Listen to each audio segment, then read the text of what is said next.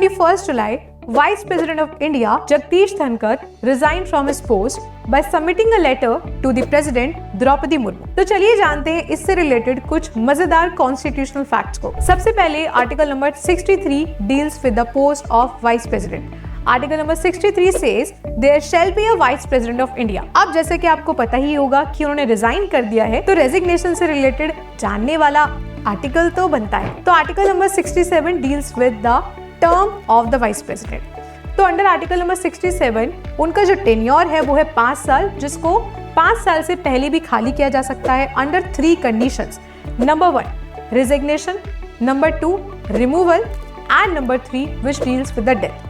तो इन तीनों ही कारणों से वाइस प्रेसिडेंट के पद को खाली किया जा सकता है। अब क्योंकि जगदीश जी ने ऑलरेडी रिजाइन कर दिया है, तो उन्होंने दिया है resignation under article number 67A, जिसके अंतर्गत आपको किसी भी प्रकार की अप्रूवल की जरूरत नहीं होती और डायरेक्टली आप अपने लेटर को प्रेसिडेंट ऑफ इंडिया को सबमिट कर सकते हैं। तो अब जानते हैं कि क्योंकि अब पद खाली हो ही चुका है, तो अब इसको दोबारा भरा कैसे जाएगा।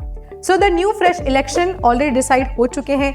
इलेक्शन कमीशन ऑफ इंडिया ने कहा है कि जो नए इलेक्शन होने जा रहे हैं वो होंगे 9 सितंबर को। अब 9 सितंबर को होंगे, तो चलिए जान लेते हैं कि वाइस प्रेसिडेंट के इलेक्शन में कौन कौन पार्टिसिपेट करता है। So the electoral college of the vice president includes elected and nominated member of the Rajya Sabha and the elected member of Lok Sabha as well.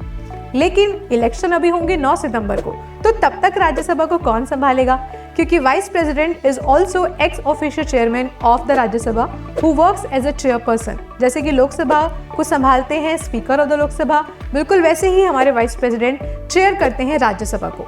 तो तब तक के लिए हमारे पूरे सदन को संभालेंगे डेप्यूटी स्पीकर, क्योंकि आपको पता ही होगा कि जैसे स्पीकर में भी लोकसभा में एक मेन लोकसभा के स्पीकर होते हैं और एक होते हैं डेप्यूटी स्पीकर, वैसे ही बिल्कुल राज्यसभा में जो मेन स्पीकर है वो होते हैं vice president of India which is x official chairperson, और तब तक उनके पद को संभालेंगे डेप्यूटी स्पीकर। तो उम्मीद करती हूँ आज आपको ये मजेदार से कॉन्स्टिट्यूशनल फैक्ट्स पसंद आए होंगे। अगर पसंद आए हैं तो जल्दी से वीडियो को लाइक करिए और शेयर करिए।